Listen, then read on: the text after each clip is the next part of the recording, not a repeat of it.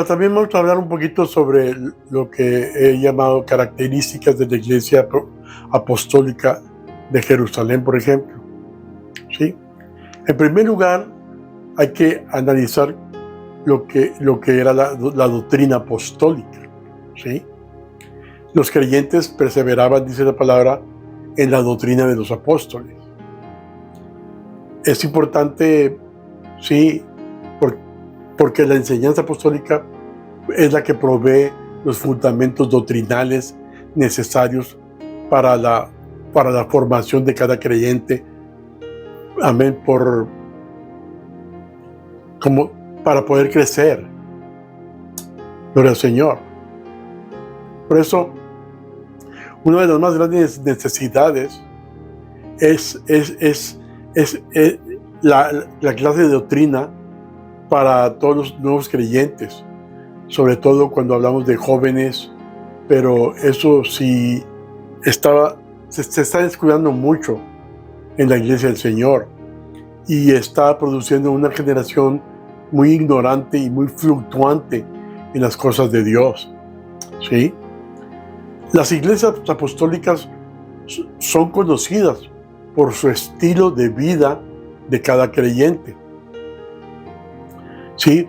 Ese es uno de los principales problemas de la iglesia contemporánea, ¿sí? Que los miembros, por lo regular, la mayoría no viven vidas santas, apostólicas, sino que viven vidas normales, religiosas, pero más mundanas que vivir bajo principios cristianos apostólicos. Eso es algo increíble, ¿no?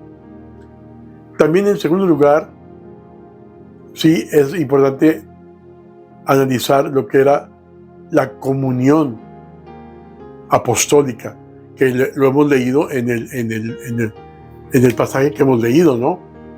Hay que entender que la palabra comunión procede de la palabra griega koinonía, que significa, número 1, asociación, número 2, participación, número 3, y comunión. La dimensión apostólica hace que los creyentes estén juntos y que tengan comunión unos con otros. Esa es una de las grandes necesidades que podemos ver en nuestras iglesias, Misiones Divinas y todas las iglesias, ¿sí? De la asociación también, y en la mayoría de las iglesias, gloria al Señor, en el mundo, de que activan, trabajan, se mueven, ministran, pero solamente cuando le toca al departamento de hacer algo para la iglesia. Y no debe de ser así, porque entonces nos está mostrando unidad. Eso tenemos que tenerlo muy en cuenta. También, en tercer lugar, habla el texto del partimiento del pan, ¿sí? Eso nos habla de que en la iglesia apostólica, ¿sí? había comunión. También lo que le llamamos nosotros la Santa Cena del Señor fue una parte vital de la iglesia apostólica. Cuando se habla de unión, no solamente era que hacían Santa Cena, como el Señor había mandado, sino que también llevaban a cabo eventos especiales donde se partía el pan congregacionalmente unidos, todos.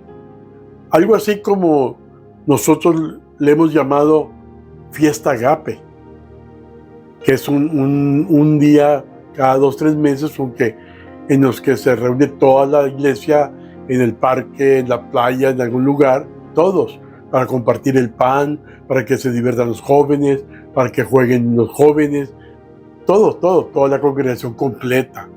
Amén. También, en cuarto lugar, el texto nos habla de las oraciones apostólicas. Dice que se reunían a orar diariamente. Las reuniones de oración eran diariamente. También porque jugaron un papel muy importante en la iglesia apostólica.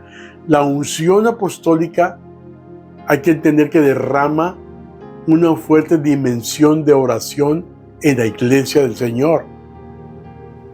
Con todos nuestros avances modernos, un poco de rodillología, dijo alguien, hace mucha falta, mucho más que teología.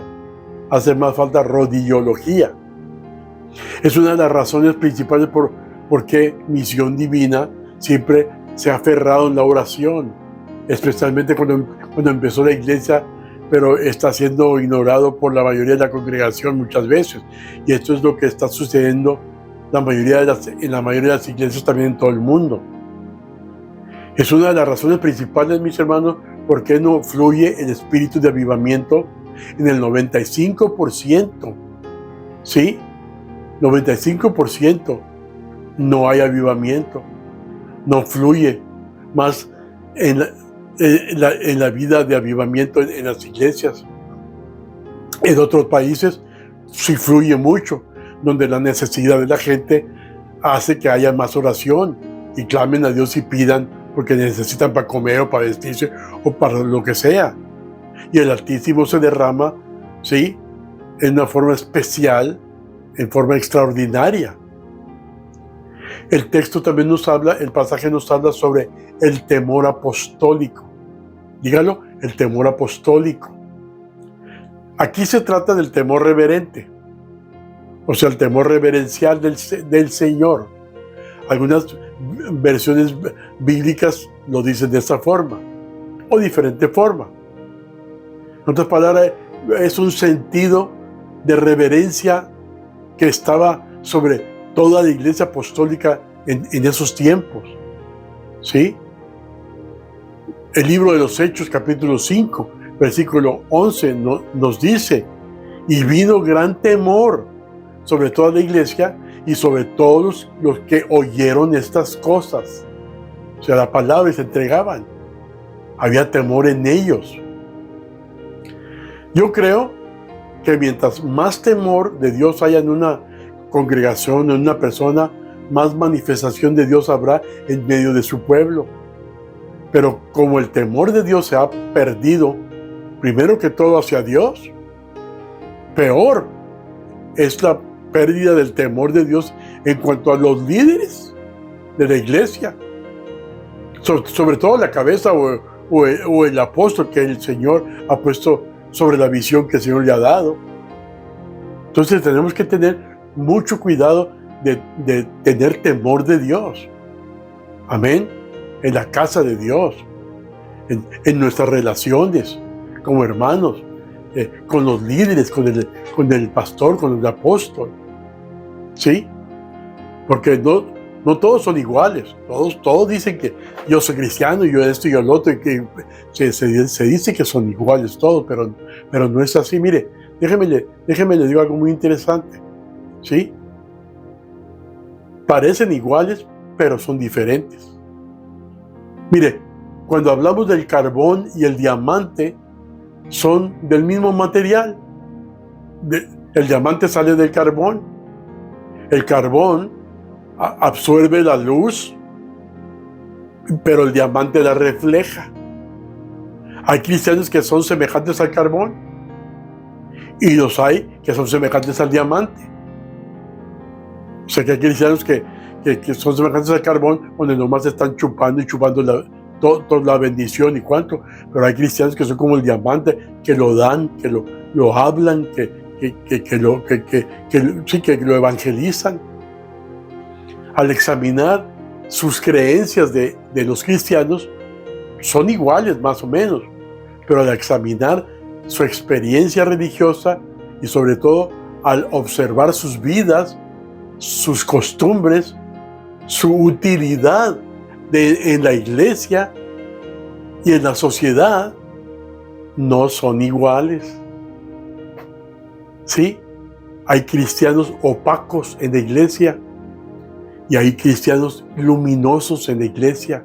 Cada cristiano debe de examinarse a sí mismo para saber si es carbón o si es diamante. Aleluya, gloria a Dios.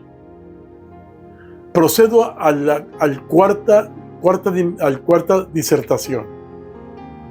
Amén. Y quiero hablar sobre las señales de la iglesia apostólica. Dice la Biblia que las señales y maravillas seguían en la iglesia apostólica.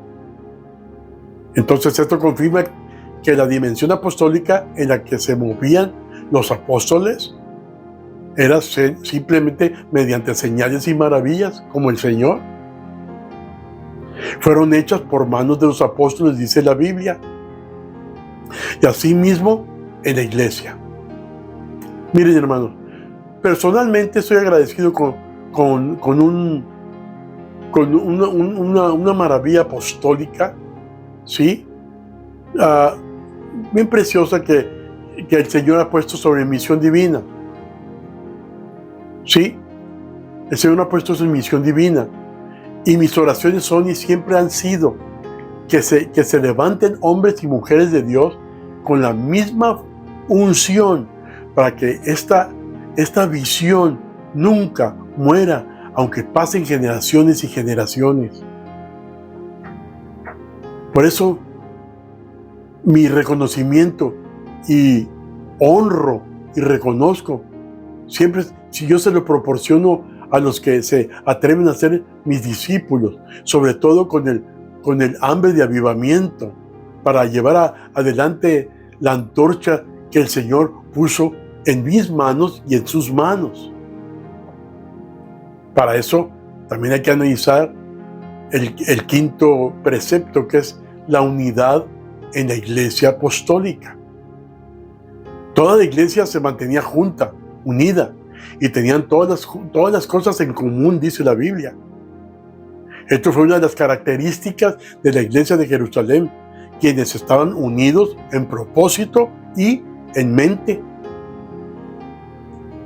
Creemos firmemente que la iglesia va a ser más victoriosa de lo que ha sido cuando veamos una poderosa unidad en nosotros, de propósito y de mente también, como dice la palabra.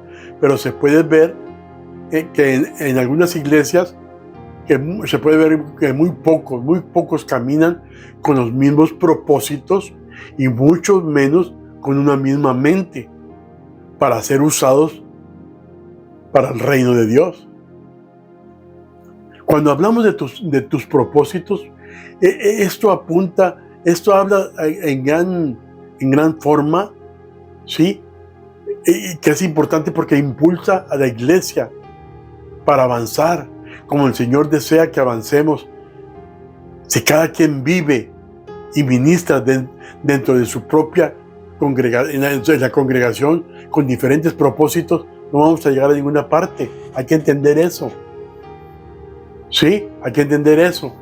Y imagínense ustedes, si el Señor Jesucristo, cuando visitó esta tierra, hubiera traído propósitos diferentes al del Padre, ¿qué hubiera pasado? No hubiera pasado nada, ni estuviéramos vivos ahorita quizás.